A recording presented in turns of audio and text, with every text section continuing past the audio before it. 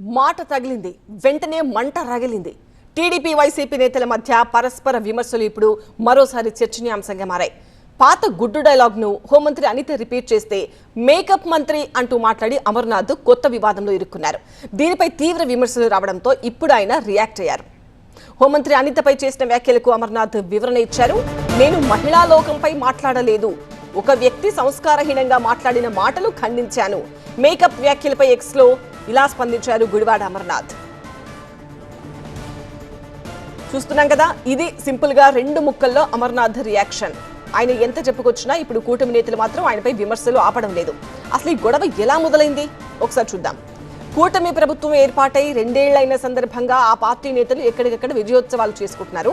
అయితే వెన్నుపోటుకు 2 ఏళ్లు అంటూ ఇటువైపు రాష్ట్ర వ్యాప్తంగా నిరసనలు చేపట్టింది వైసీపీ. ఈ నెల 12న చోడవరంలో గుడివాడ అమర్నాథ్ ఒక కార్యక్రమంలో పాల్గొన్నారు. అక్కడ హోంమంత్రి అనితను ఉద్దేశించి మేకప్ మంత్రి అంటూ కామెంట్స్ చేశారు. ఆయనలా మాట్లాడడానికి అంతకు ముందు అనిత చేసిన కామెంట్సే కారణం అని చెప్పొచ్చు.